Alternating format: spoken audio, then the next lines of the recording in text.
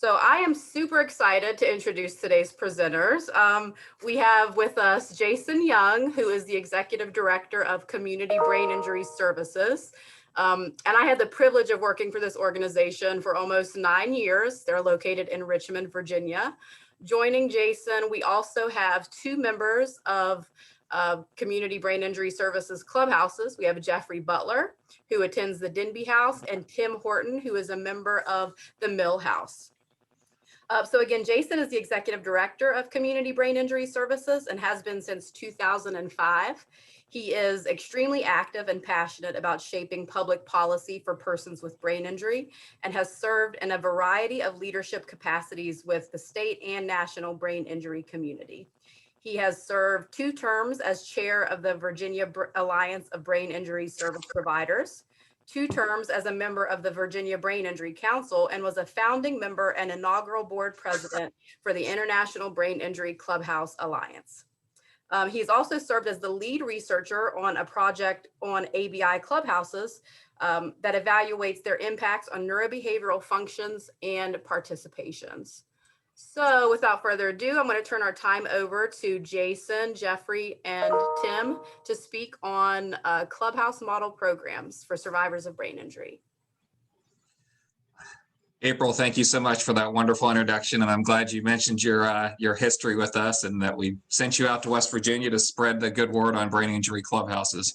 Well, I am really excited to be here today and to talk about the service that is my passion, brain injury clubhouses. I have with me 2 of our clubhouse members, Jeffrey Butler, who's a member of the Denby House, and Tim Horton, who's a member of the Mill House. And both of them are going to be speaking a little bit later on just about their experiences attending a brain injury clubhouse. Just a little bit about our organization. We are a nonprofit organization here in Virginia, based in Richmond, Virginia. We serve an 18 locality service area with a variety of home and community-based services. Last year, we served over 300 survivors within our service system. As it pertains to this conversation, we operate 2 brain injury clubhouses that we've been operating, one of them for 22 years and the other for 16 years now. And clubhouses are probably what we're best known for, and as I said, are my passion.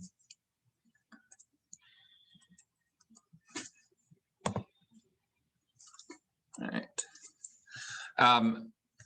So these are the objectives today. I'm going to talk here in the beginning about, how clubhouses got their started, how they function, and the services that are offered in them.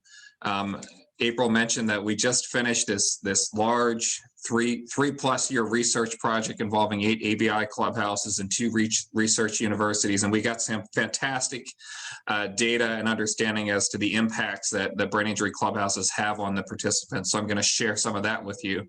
And then lastly, and I think this will probably be the most important and meaningful part of this entire session, is we're going to have 2 of our members at our clubhouses, Tim and Jeffrey, speak about their experiences and how clubhouses have positively impacted them. So just a little bit, in Virginia is seen as the national leader in the development of brain injury clubhouses. There are 5 of them in the state, 2 of which my organization operates. Clubhouses are one of the 3 state-defined core safety net services in Virginia.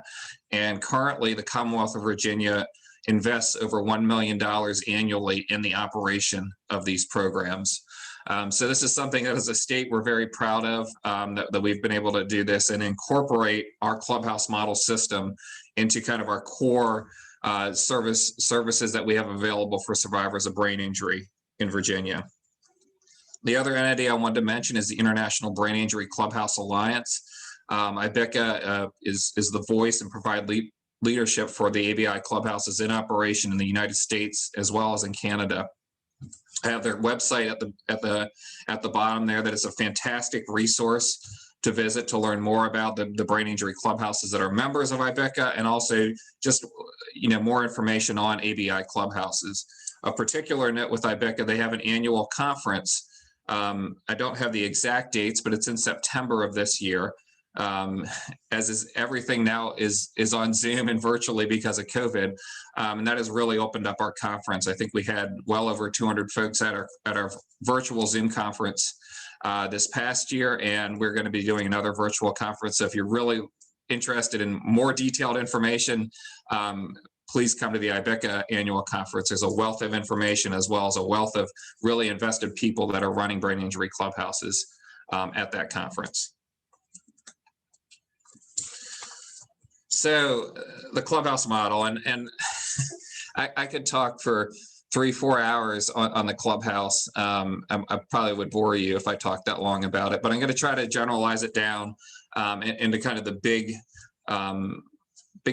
picture terms of what it is to operate a clubhouse.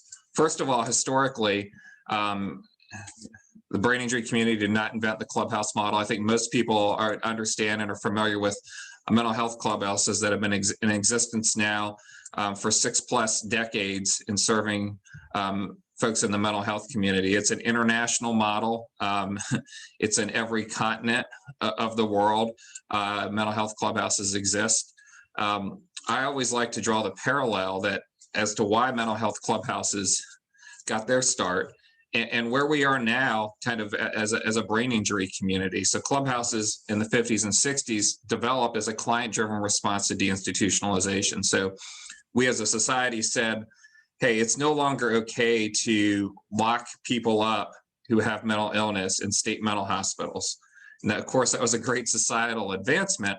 But the consequence of that decision is that we released lots of individuals from state mental hospitals back into the community, a community that was largely ill-prepared to serve them. There was not a lot of community-based services to serve folks with mental illness back then. So a group of folks got together and said, hey, we need services, but we want to get services in a place that's very client-friendly, really understands our population in more of a peer-driven model. And that, of course, is how Clubhouse became about. The first Clubhouse was in New York City. It's called Fountain House. It still exists.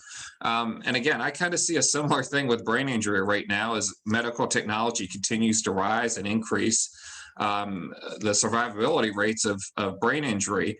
But there's just not a lot of capacity in our communities for community-based services. So folks get released from the hospital after their medical recovery is over, and then go back into a very isolated setting in the community because there's not enough community-based services available for them. And I really see Clubhouse as an opportunity for clubhouses to fill that role, much as it fulfilled the role for the mental health community back in the 60s and 70s. So what is a clubhouse? Well, clubhouses are governed by a set of 36 philosophical standards. I do want to note that there are a set of brain injury clubhouse standards now that are governed by IBICA, and there are a set of mental health clubhouse standards that are guided by Clubhouse International. IBICA and Clubhouse International work very collaboratively together. We work with I like to say the permission of Clubhouse International to utilize their standards in the development and service for brain injury clubhouses. When you look at the standards side by side, they're 90 to 95% the same, but there are some differences between the two of them due to the differences in the populations that they are serving. So when I talk about the core philosophies, these are core philosophies that will exist in a brain injury clubhouse or a mental health clubhouse.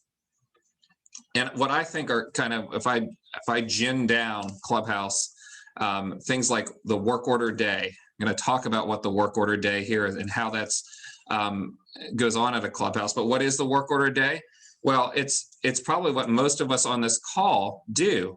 Our life, at least on a Monday through Friday basis, is, a big part of it is centered around work, meaningful, productive work. But for someone with a disability, in this case, individuals with brain injury, they often don't have that opportunity after sustaining their brain injury. And so the clubhouse is there to give them that opportunity back. Membership is another key part of a clubhouse. The folks that attend a clubhouse, they're not clients, they're not patients, they're not residents, they're members. And that denotes a very different type of relationship that occurs at a clubhouse versus, a traditional maybe day program or other type of community-based service where folks come in and access services. And that's because there's a collegial relationship that goes on between members and staff as they collaboratively run this program together. Clubhouses are a very inclusive environment. They are a community environment, and it's a very empowering philosophy to offer services within. And lastly, and I call this kind of the magic of the clubhouse, the supportive network of peers that the clubhouse develops. So at a clubhouse, we have, depending upon the size of the clubhouse, but everyone there is living with a brain injury. And if you ask folks why they come to a clubhouse, you're going to get a number of answers. But I think high on everyone's list is I come here because my peers are here. My community is here. People understand me and my disability here. And it's a very, again, it goes back to that kind of empowering philosophy and the peer network that is developed at a clubhouse. I love this slide here, and it looks like I forgot the key at the bottom. But the blue line is the need for medical care after a brain injury. And the red line is the need for community-based services and support after a brain injury.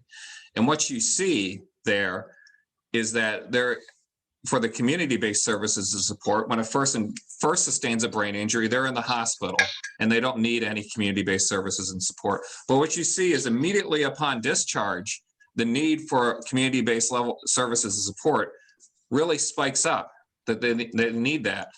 And then, unlike medical care, which dips down again until you get to the end of the life, when of course we all need more medical care, the need for continued community-based services and support remains fairly high throughout the lifespan. And again, this fits in very well with the philosophy of clubhouses and why they're successful for folks with mental illness and behavioral health issues, and why they're successful for folks with brain injury is because clubhouses offer that lifelong level of support if and when a survivor chooses to utilize it. So I talked about the work order day, and to me, this is the most unique trait when it comes to a clubhouse. Members and staff work side by side to run every aspect of the organization. You see a couple pictures here of this is several of our Denby House members, planting our garden that we have at the Denby House. And then again, they're out, I believe you guys are probably cleaning up a local trail on that. So we do work out in the community as well. But that is the most unique trait. The entire day of a clubhouse is centered around this work order day, getting meaningful, productive work done that sustains the operation of the clubhouse. Clubhouses are not work training programs. There's a lot of day programs out there, shelter workshops and stuff that are work training programs. That's not what the purpose of the work is at a clubhouse. The purpose of the work is not to get it done, to get paid. The purpose of the work is to promote things like independence, collaboration, to work on compensatory strategies, to work on work behaviors, living skills, socialization. All of that occurs within the work environment that's fostered at the clubhouse. I really love this quote, and I'm going to read it, and then I'm going to point out a couple things that I really think emphasize why work is so important at a clubhouse. So it says, our clubhouses are not in existence to teach specific skills. Members come to our clubhouse with so much talent. Staff must recognize the talent and help a member believe that his talent is useful and needed. When a member wakes up each morning, he needs to know that someone is counting on him for his contribution to the clubhouse community. And this could include things like answering the phone, giving tours, making salads, or running the bank. So there's a couple things in here that I think are really worth unpacking. First of all, it's recognizing the unique inherent talent that everyone has within them. And again, a lot of times when folks are recovering from a brain injury, it feels as if a lot of that talent that they have has been stolen from them. And so it is a clubhouse's job and responsibility to be able to recognize that talent and show the member that talent, and that builds self-esteem and self-confidence. And the other part of it is that every member of a clubhouse knows that someone is counting on them to be there. And again, it's that whole We don't just want you here at the clubhouse. We need you at the clubhouse. And again, I like to think of, when folks are recovering from their brain injury, that the feeling of being needed is a very powerful feeling. And a lot of times, that the folks cannot return to work and return to kind of their previous lifestyle, and that the need that they have is kind of lost. So a clubhouse comes in and says, hey, no, we don't just want you to attend. We need you to attend. Our clubhouse can't function without you. It's a very powerful message to send to someone who's recovering from a brain injury.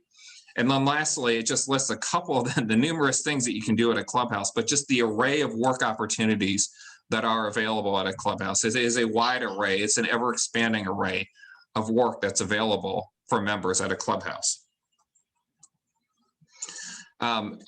So how do we do this work at a clubhouse? Well, every clubhouse is broken down into a variety of work units. And there's no prescription in the clubhouse standards as to how many work units you have, what you call them, the type of work that you do in them, but that you must have work units. And so different clubhouses have different units, but I'm going to talk about two specifically that I think almost every clubhouse has. Almost every clubhouse has a business unit. At our clubhouses, we call that our communications unit. And in the communications unit, members do things like answering the phones, take attendance, write the clubhouse newsletter, which again used to be and still is a written newsletter. But now we do a lot of social media and stuff like that. So the clubhouse is responsible for their social media presence as well. So it's a lot of business activities, maybe sending invoices out and billing for the clubhouse is involved in the business unit. The other unit I think most clubhouses have is the kitchen unit. Preparing a healthy and nutritious lunch is an essential part of most clubhouses' operations. And I like to say that you talk about meaningful work, there's a hard deadline for that kitchen unit to have lunch done every day. And at our clubhouses, and again, I'm going to talk a little bit about how COVID has impacted clubhouses because things are a little bit different now with COVID. But pre-COVID, we had, maybe 15, 20 members at the clubhouse, maybe 5, 6 staff, maybe some interns, some visitors. So they might be preparing lunch for 20, 25 people. And well, you best believe that lunch needs to be done at noon or people are going to be really unhappy. So you talk about meaningful, productive work. That's the type of stuff that's done at a clubhouse. I wanted to talk about something that I think is also a little unique to brain injury clubhouses and something that we brought to the mental health clubhouses, and that's our clubhouse's focus on advocacy. We have a broader focus. Each of our clubhouses have actual advocacy units. That's a unit that we have at our clubhouse. But the purpose of these units is to help members not only become their own self-advocates, but to help them advocate for larger issues within the clubhouse community, within the brain injury community, and within the larger disability community. So we do a lot of stuff out in the community, from doing speaking engagements, colleges and universities, high schools. We do a lot of meetings with public officials, legislators, testifying at local and state hearings on anything that's disability related. And one thing I'll say in Virginia with our 5 clubhouses is that we've developed a very good advocacy network for our population. And how that's played out, I'll give you a really good example. This past fall, as our General Assembly was getting ready to meet, we literally had dozens of meetings with local, state, and local legislators about the need to increase brain injury funding. And all 5 of our brain injury clubhouses were doing this. Our 2 clubhouses probably had a dozen themselves of these meetings with legislators, and they were super interactive meetings. Legislators really got to know and understand our members. A lot of them, obviously, this wasn't their first time meeting us. A lot of them have already been to the clubhouse. With COVID right now, we couldn't have them out, and these virtual meetings went really well. Well, the result of that, this spring, the General Assembly passed their budget, and in their budget was an additional $1.2 million. So this is the largest infusion of new funding in Virginia, specifically for brain injury services. And a lot of that was born out of the advocacy that's done at our clubhouses. letting folks know in power how services like clubhouses has impacted folks by the folks attending our clubhouses. So that's a little bit kind of on the philosophy and functioning of a clubhouse. I want to talk about the services that are available at a clubhouse. A fully functioning, fully developed clubhouse can basically offer a full array of community-based services. Obviously, we talked a lot about the work order day just now. And there's a heavy focus, a vocational focus, because of the work order day nature of Clubhouse. I'm going to talk specifically about the different vocational services we have in a second. Some of the other things that we offer, though, is case management and service coordination, making sure folks are hooked up with all the other resources and benefits that they need in the community as a part of the Clubhouse experience.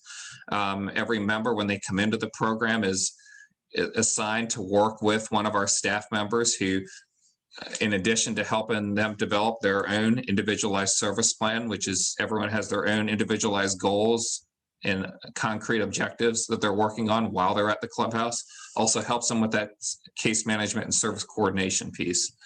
We talked about advocacy and the advocacy work that we did.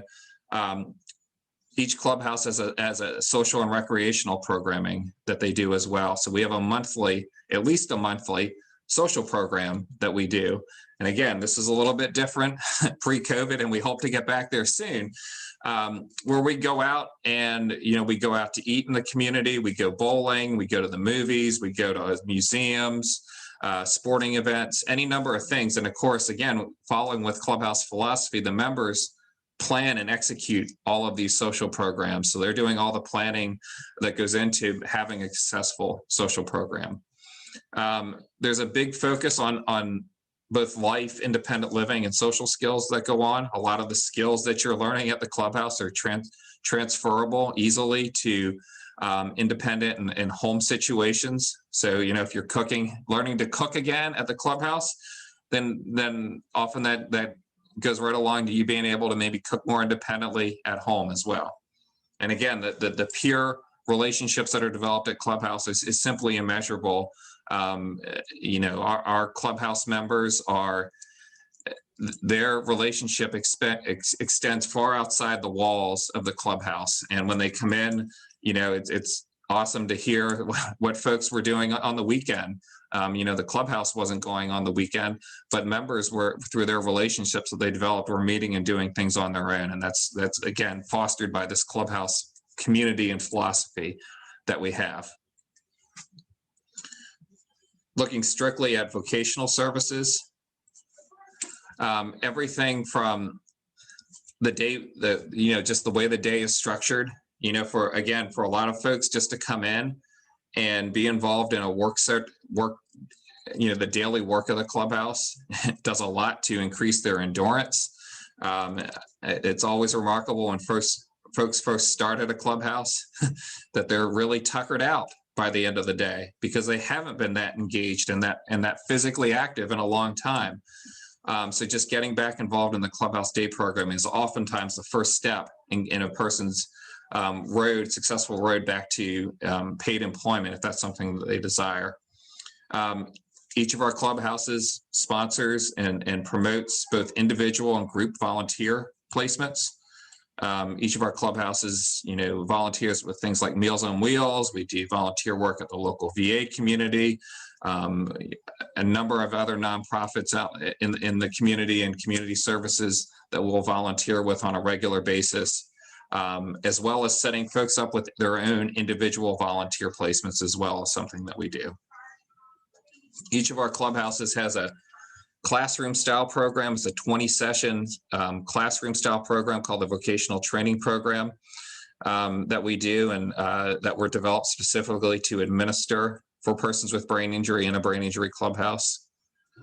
The last two are vendored services that we offer through our state VR services. Employee Development Services is a training and evaluation program for persons with brain injury.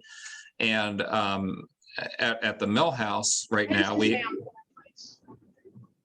Pardon? Do you want me to plug it in my laptop?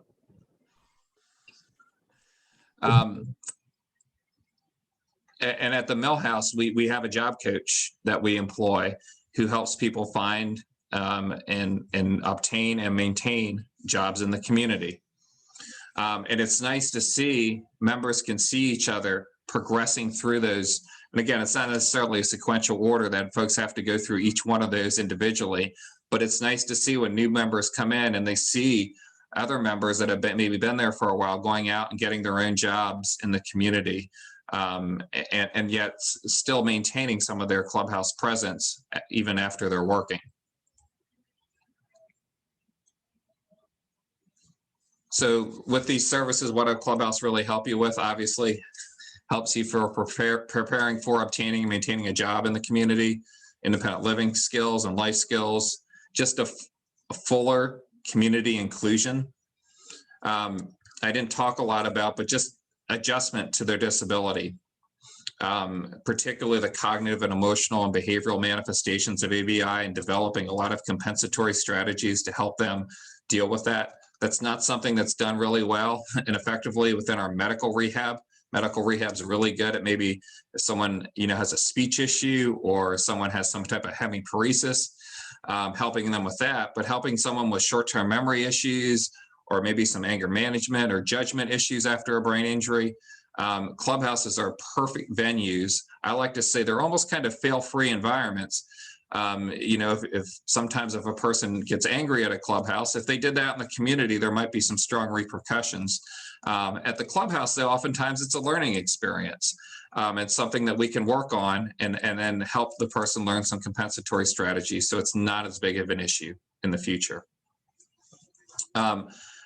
Obviously, for family members, having a place or a caregiver where their family member can go is a tremendous opportunity for respite. Often allows a lot of our family members to return to work on their own because some of their caregiving responsibilities have been lessened because their loved one is now attending the clubhouse.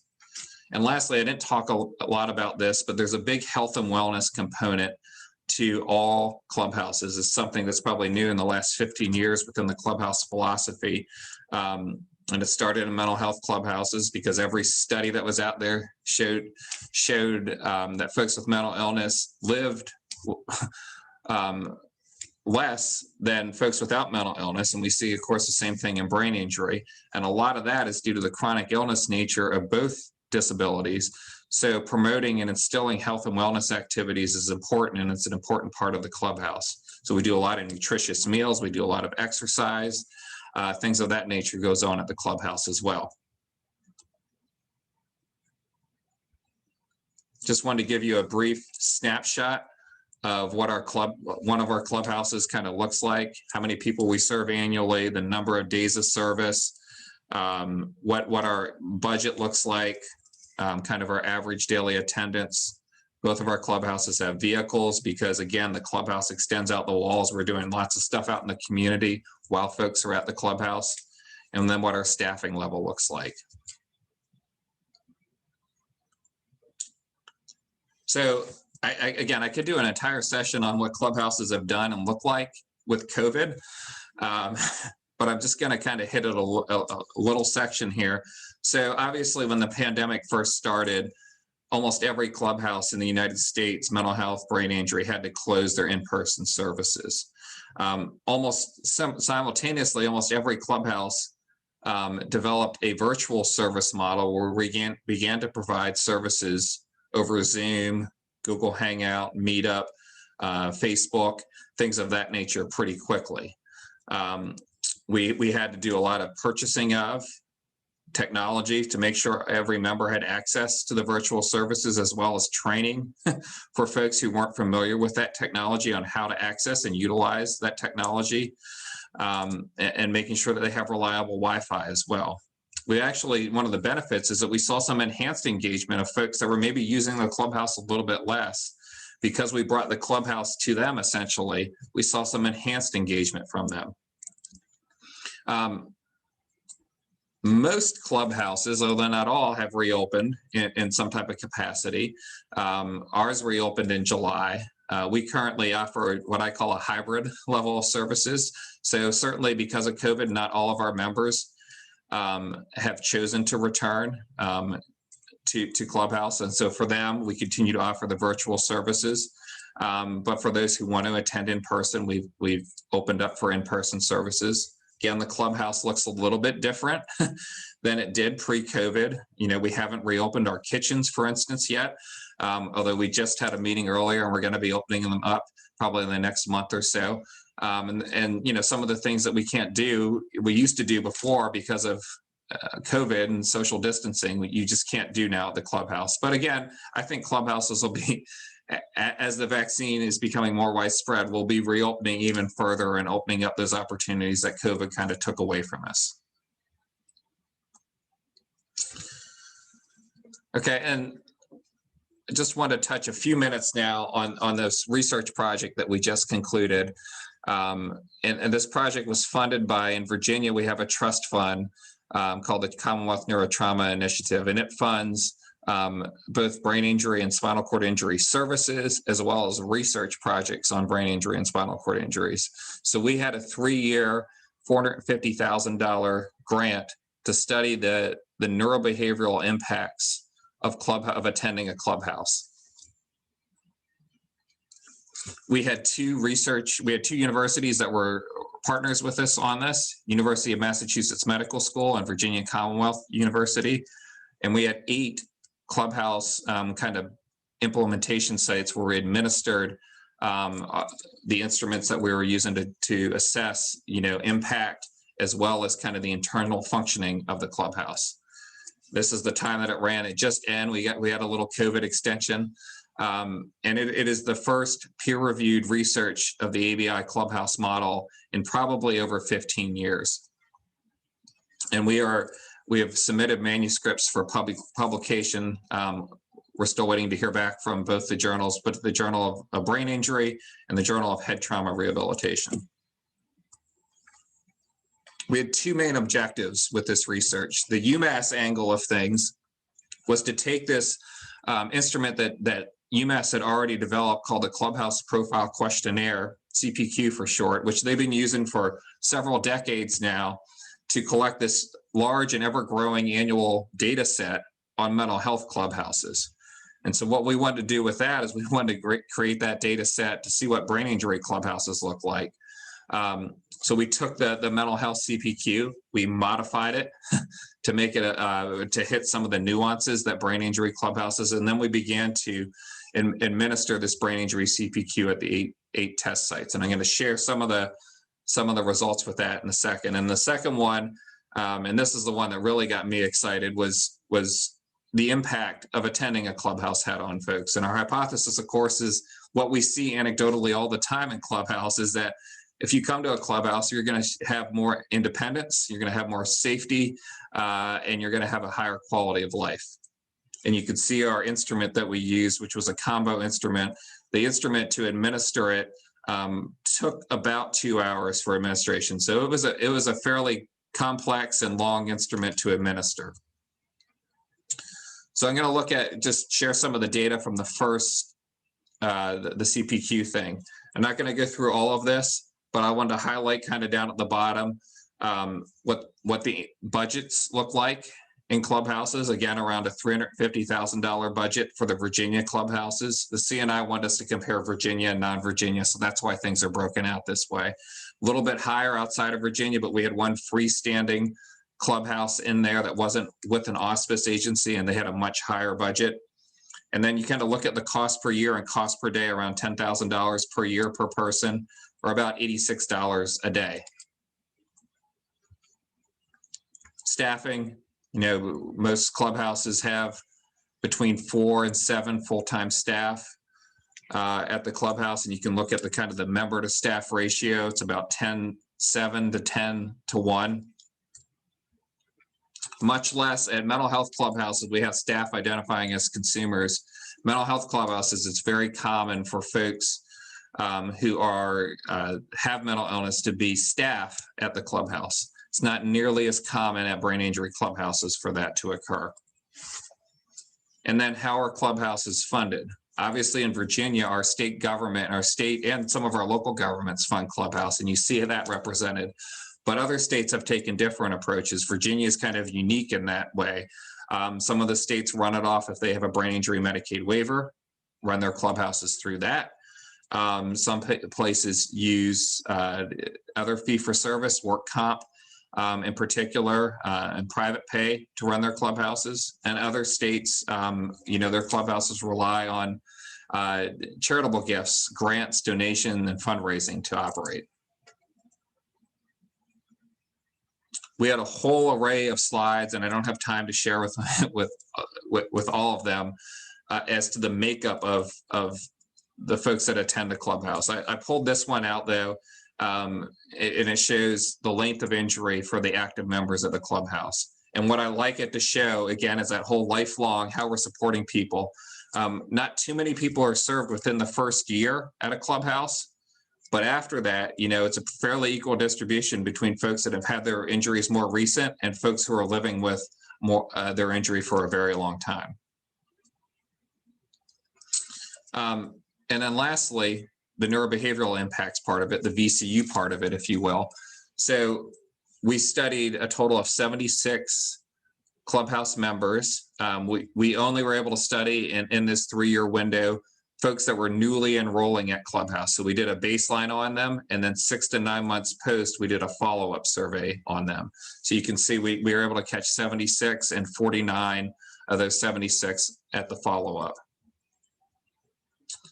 And this is what we found. First of all, in the baseline data, I thought this was really fascinating. So on average, we surveyed folks on average, what we found is that our folks on average had 8 other chronic conditions in addition to their brain injury that they were presenting with. So we're serving folks that have extremely complex medical histories at a clubhouse. It's not too surprising given the chronic, illness nature of brain injury. But again, that number kind of shocked me when 8 was the average. 75% had 5 or more chronic conditions. What were those medical conditions or functional impairments? You can see some of the big ones here: depression, seizure disorder, depression. Almost half of the folks had depression who were attending a clubhouse. About a third had a seizure disorder. Sleep-wake issues was another big one. And then again, with the reported impairments, again, I don't think any of this surprises anyone that works with individuals with brain injury. But a lot of the cognitive deficits, 60% of our folks reported moderate to severe interference due to memory. Over half reported moderate to severe interference on their activities due to attention and concentration. And you can see the rest of the list there. So what did we find in that post assessment? Well, we found a lot of good things. Sorry, I just want to flip down here because I have this chart here and then I have my notes that go along with it. So we found reductions in the number of days that health restricted a person's daily activity. We saw a significant reduction in hospitalization risk factors, which would include things like emergency room visits as well as acute hospitalizations. And we saw reductions in 12 functional behaviors and safety risk factors upon attending a clubhouse. So some of those safety related behaviors, things like we saw improved judgment, improvements in following recommendations, particularly healthcare recommendations as a result of attending a clubhouse. Again, we talked about the substantial reduction in hospitalization risk factors, which included things like reductions in falls, unmanaged medical conditions, the number of medications that a person was taking, a decreased risk of depression, as well as improved functional abilities and participation. And you see some of the functional abilities that we saw, things like attention and memory. Well, those are things that we saw coming in that were big issues, and we saw improvements in those issues. And of course, improved participation in home and community activities. I think that's fairly natural that would come out of a clubhouse that is such an active community. What I wanted to focus on was to conclude before I turn it over to Jeffrey here, is that we didn't see any statistical improvements in a person's mental or physical health. Okay, well, you might say, well, that's not great, Jason. But we weren't really anticipating to see great, particularly in physical health. You know, we're not a gym. Clubhouse isn't a gym. We're not a rehab facility. But what we did show is, again, that reduction in the number of days where poor physical or mental health restricted a person's daily activities. At the start, on baseline, folks averaged 7 days a month where poor health, physical or mental health, restricted their daily activities. And that we saw a 4-day reduction down to 3 days in the 6 to 9 month follow-up. So folks got, on average, an additional 4 days of every single month back where their physical and mental health did not restrict them from doing daily activities. What does this kind of tell you? That clubhouses help members develop adaptive skills to deal with some of the manifestations of their brain injury. It also, for funders, it shows a reduced need for professional and healthcare service provision, and reduced payer responsibilities. So this is something that insurance companies, Medicare, Medicaid, should look at clubhouses and say, wow, you're reducing hospitalization, emergency room visits, and reducing days when physical and mental health is restricting daily activities. That is something that we might want to fund, because we don't want to pay for those more expensive services.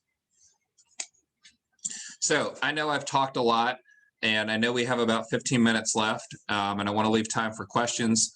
But I want to introduce our 2 Clubhouse speakers, and I'm going to start with Jeffrey. And Jeffrey is a member of the Denby House, and he's going to tell you all about himself and his experience at the Clubhouse. So Jeffrey, if you want to unmute and tell your story. Thanks, Jason. Good afternoon, everyone. My name is Jeffrey Butler. I have a goal to be a better advocate for brain injury survivors and to be more independent. I speak at speaking engagements such as this one, local budget hearings, and I give clubhouse tours to new members. This is how I take ownership for my own recovery and lead a productive and satisfying life. I sometimes lead the morning meetings, write newsletter articles, help keep track of the clubhouse attendance, and work in the snack bar.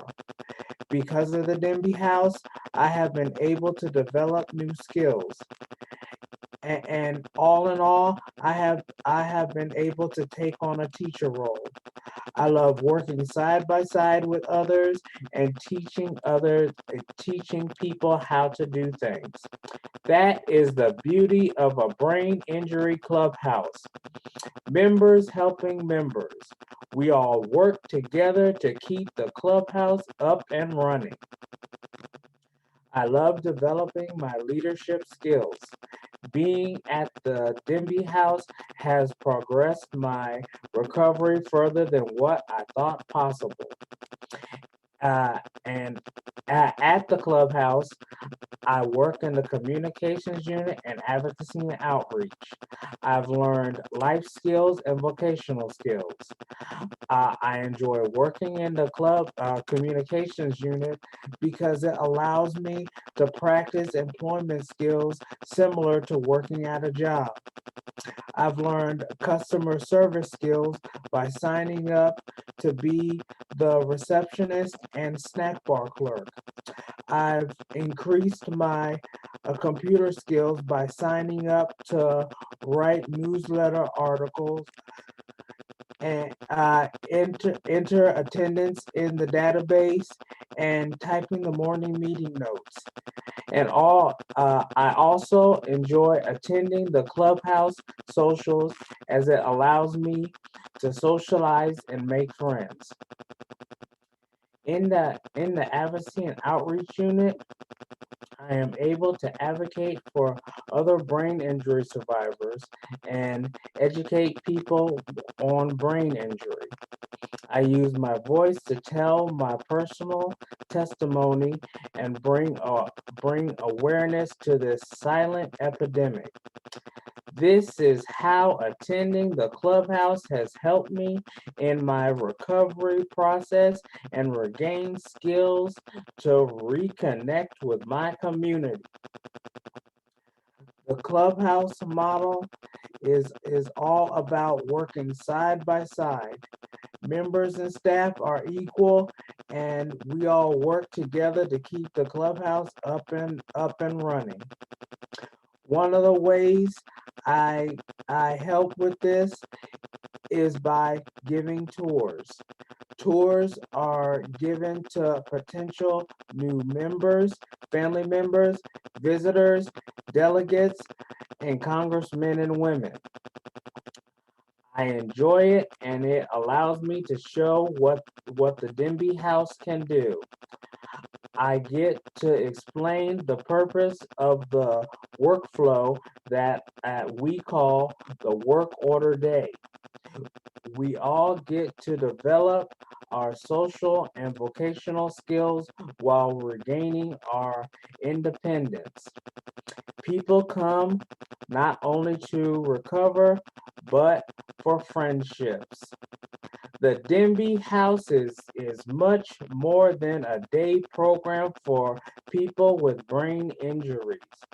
The Denby House uses the clubhouse model to make us feel like we belong in our communities, in our homes, and in anything we choose to pursue.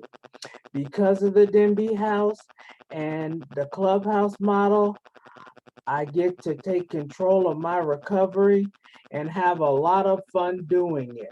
Thank you so much. Jeffrey, thank you so much for sharing your story and all the great things that the clubhouse has helped you engage with. Thank you. Tim, I'm gonna turn it over to you now and see if I can click the slide here. There we go.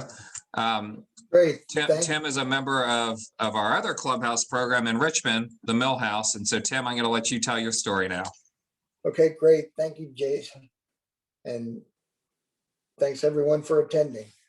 My name is Tim Horton, as you heard, and I am a recovering survivor of a traumatic brain injury.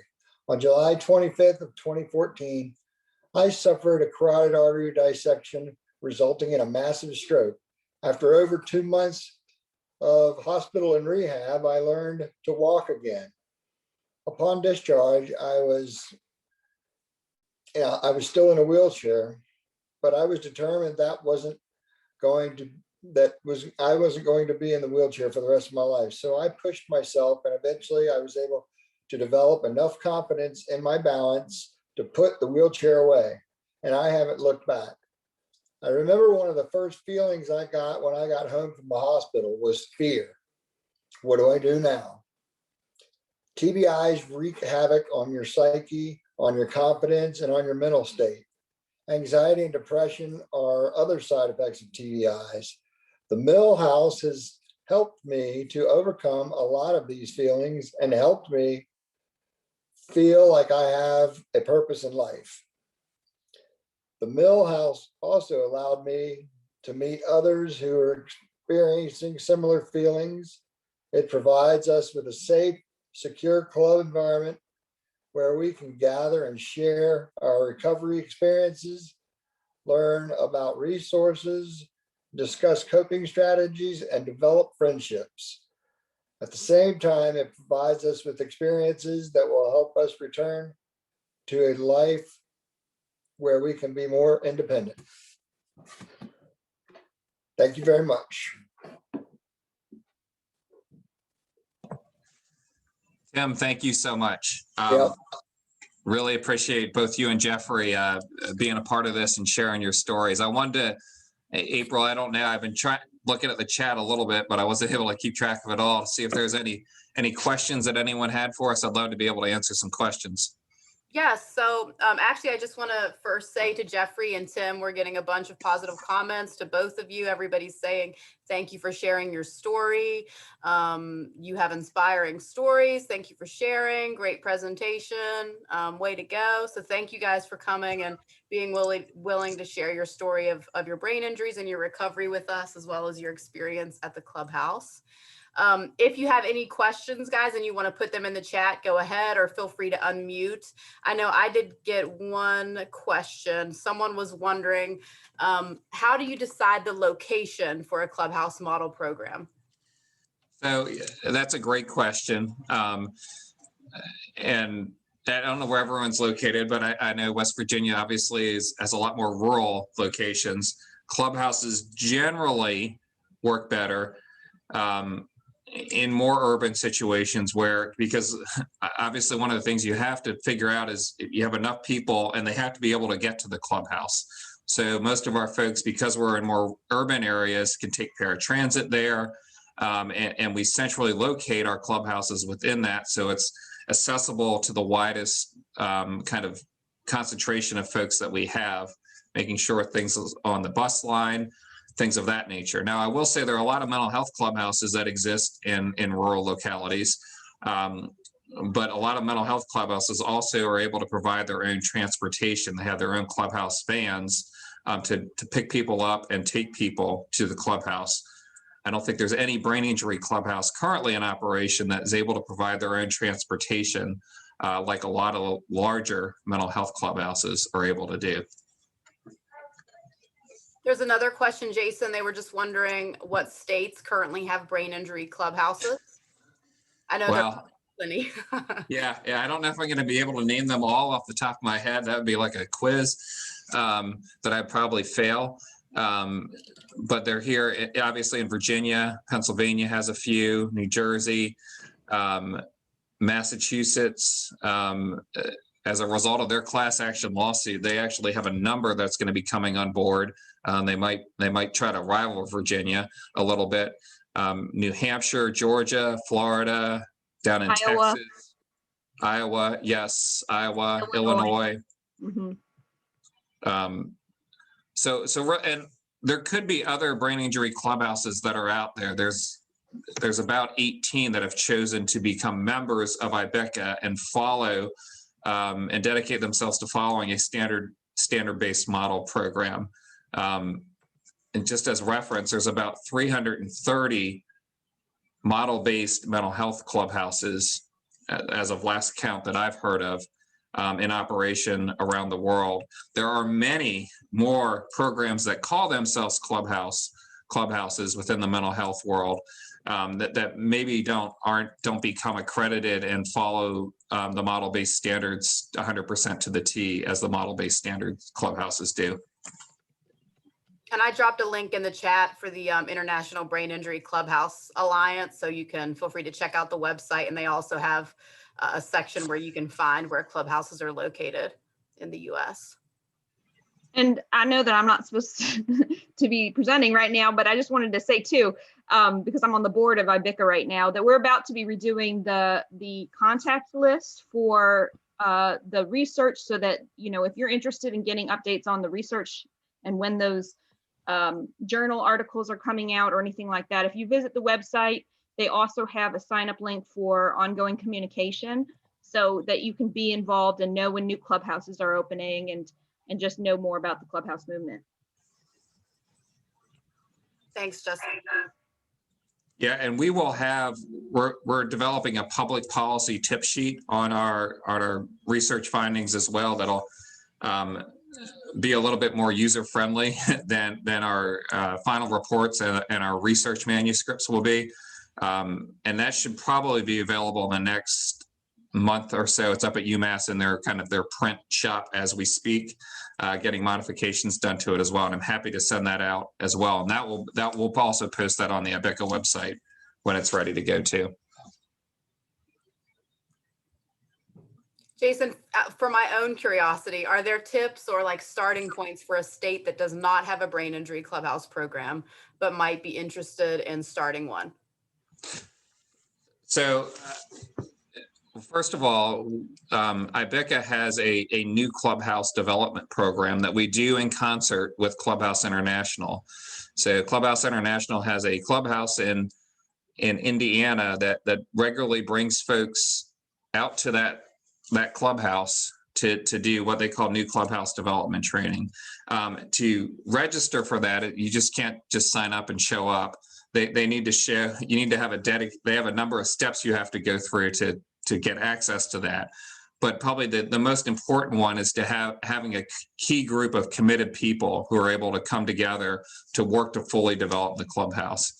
And, the other thing that I think is probably unstated but needs to be stated is you need to have some type of reliable funding source for the clubhouse to get started. And I would say right now, you need a minimum of, just to get a clubhouse operational, probably $250,000 per year just to get a clubhouse up and going. Again, it's going to be higher in some areas with a higher cost of living and maybe a little bit lower in other areas. But you need to be able to find that funding source, whether that be, here in Virginia, we've gone to our state and said, hey, we want that, or whether that being gone to kind of a private foundation and asking that.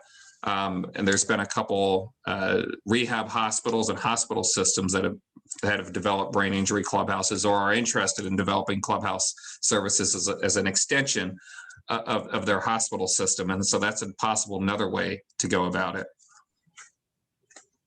Jason, we also had another question in the chat from Corey. Says, very inspiring stories and presentation. If your state doesn't have a clubhouse, does your program allow a visiting member for a week or a month just to try out the services? And they said their loved one had a brain injury on April 6th of 2019. So that's a great question. I don't want to throw either of my clubhouses out there for this, but because of COVID right now, it's fairly easy to tap in to some of the virtual clubhouse services that were offered because they're on Zoom, and that might be a good way to kind of tap in a little bit and learn a little bit more. I know prior to COVID, we certainly have been visited by folks, living with brain injury, as well as family members and folks that are interested in developing a clubhouse. They certainly have come and visited our clubhouse and spent a couple of days with us to kind of more fully understand and get perspective on how to run an ABI clubhouse. And we're always open to do that. We probably can't do that right now with COVID, but hopefully, in the next 6 months to a year, we'll be back to operating in a little bit more normal capacity than we are right now. Thank you. Any more questions or comments, guys? Would you send a link? Corey, I can send you the link to their website and Facebook page.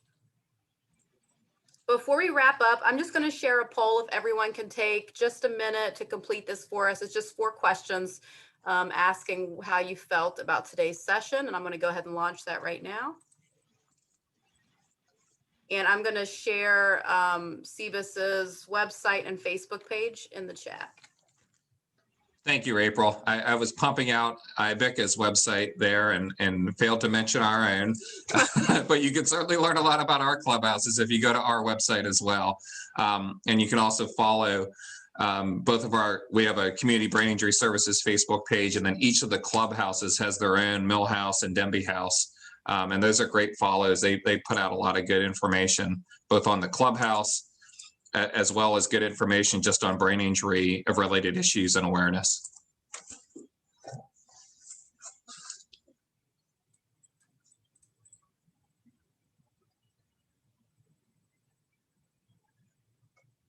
All right, guys, we're waiting just a few more minutes for everyone to complete the poll. If you have any final questions, feel free to unmute or enter them in the chat.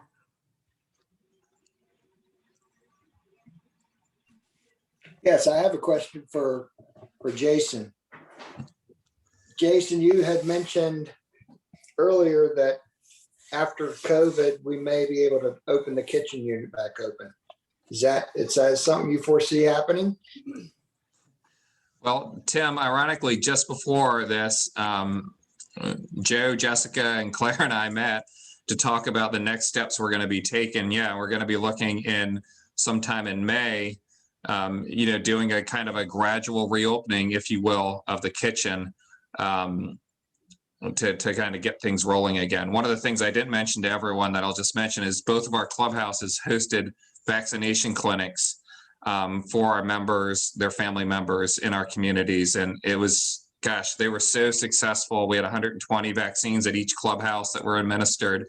And it really spoke to me because you talk about vaccine equity and getting it into underserved communities, and then seeing our folks come in wheelchairs, walkers, a lot of them with cognitive deficits, some of them maybe with some anxiety and hesitancy about getting the vaccine, but because they were able to come to a place that they knew with people they trusted, they were able to get access to the vaccine. But that has allowed us also to talk about reopening things some more, as so many of our members were able to get their vaccines or are in the process of getting their vaccines through those clinics. All right, guys, so I think everybody's had a chance to complete the poll, so we'll go ahead and wrap up if nobody has any more questions. We're still getting a lot of thanks in the chat, so thank you, Tim, Jeffrey, and Jason. Thank you for sharing great information.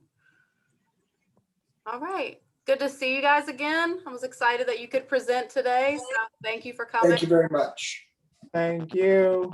Thank you for everyone joining us today. Have a good afternoon. Our next session starts in about 15 minutes.